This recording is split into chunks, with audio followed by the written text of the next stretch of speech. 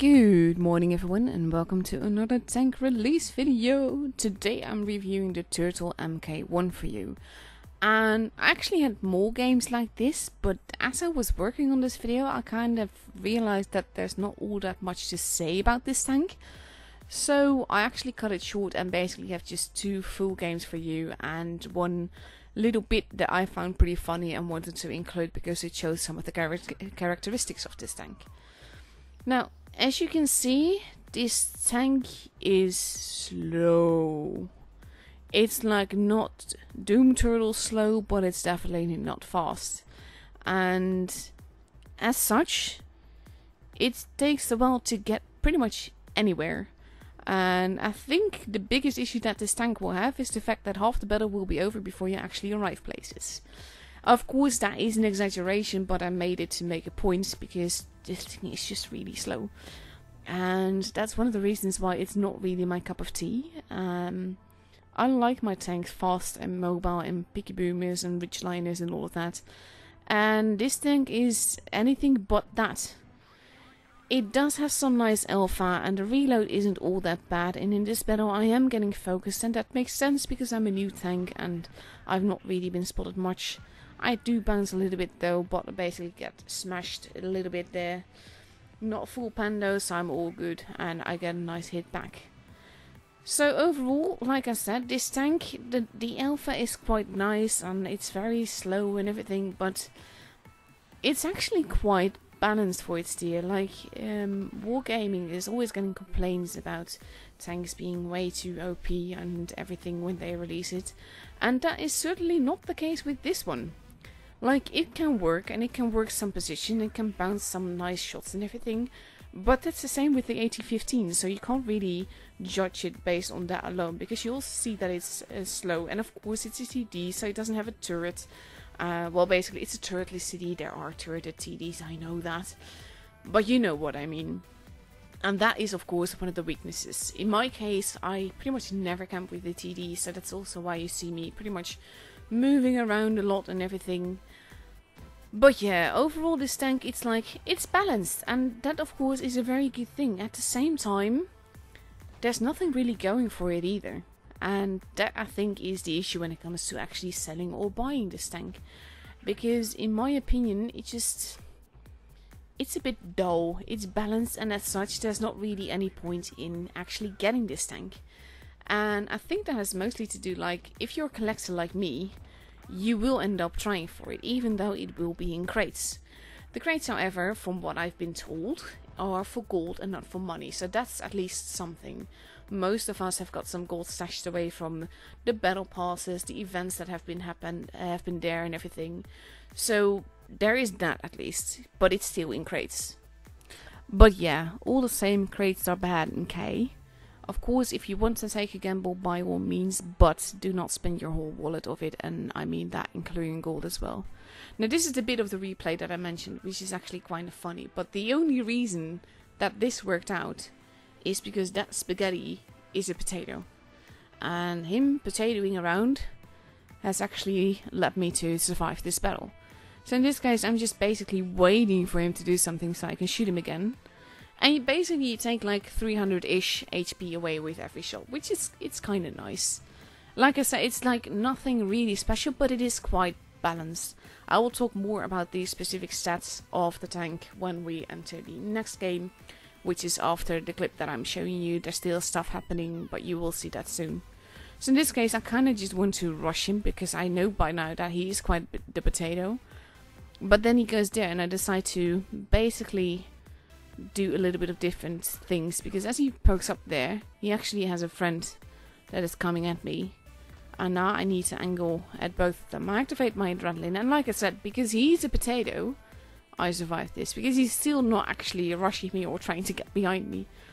Now the Sue is coming, and I know that I need to take out the potato first, so I'm actually like turning my backside to him, as you can see in the little thing, to focus on the spaghetti, which is just coming at me and just lets me kill him. This, however, is saying something, this piece of the battle. Like, the Sue can outmaneuver me quite a bit. He's not quite capable of rushing around me, because we're both turretless TDs, so this is really not working for either of us. And it's actually that that causes him to make this mistake and decide to like try something else, which doesn't work because my armor is basically at my front and it's not fantastic armor, and the gun can be a bit derpy as you just saw because that actually bounced. But overall I know I've got nothing to fear of him because I can kill him. So there is that. I wanted to show you that basically because of the TD Circle of Death fail something.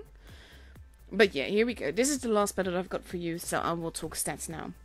Now, comparing the Turtle MK.1 to the AT-15, which is the Tier 8 tank destroyer for the British line, the AT-15 is pretty much better in almost everything. Where the DPM of the Turtle MK.1 is 2938, the DPM of the AT-15 is 3937, so that's 999 damage difference. The penetration of the Turtle MK.1 is 232, whereas the AT-15 has 226. The alpha is 330, where the AT-15 has 225.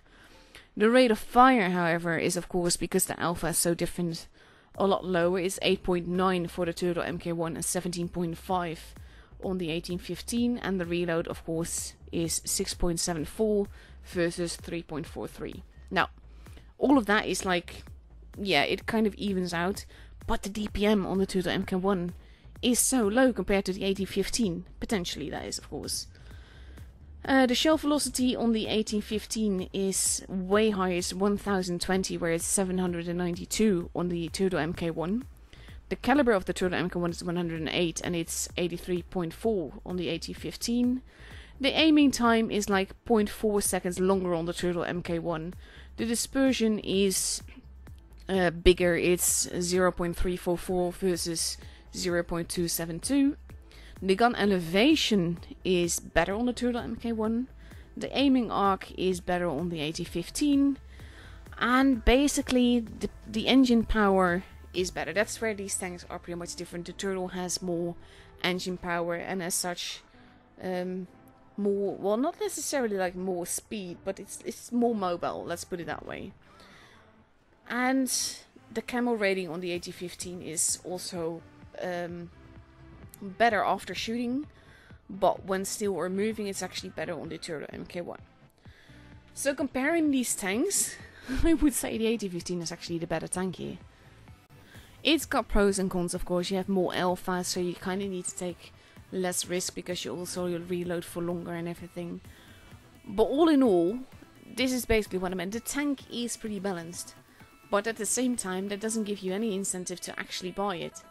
And I think that that is the potential issue here. Because after all, it is a tank that is to be bought, or rather, it's to be gambled for. And as it is, I don't really see a reason to do that unless you actually collect tanks like me. So it's not like a really bad tank or whatever. It's got pros and cons, like I said. And as said, it's not a horrible tank, and it's not overpowered either. So basically, I need to just give kudos to Wargaming for actually bringing out a balanced tank here. And that does sound kind of mean, and I don't really mean it as such.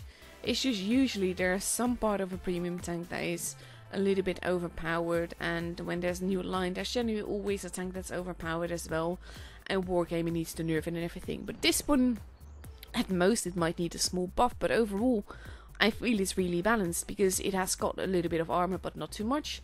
It's got mobility, but not too much. It's got a nice gun, but not too much because, as you can see, it can still be troll. It has nice alpha, but not too much. It's not a derp gun. And basically the reload works as well and everything, so it can definitely work. It has all the weaknesses that a TD is supposed to have. And yet it has enough strength to make the TD quite enjoyable. So basically, if you want to spend your money and you collect tanks, by all means get it. But it's got nothing really special for it. It's okay, it's balanced like I said, but it's got nothing super special that would make this like, oh, buy this tank or whatever. So decide for yourself if you want to take a gamble. Don't spend all your money because crates are bad. And that's it for now, however. Hope you guys enjoyed this little review, and I'll be seeing you guys next time again. Bye!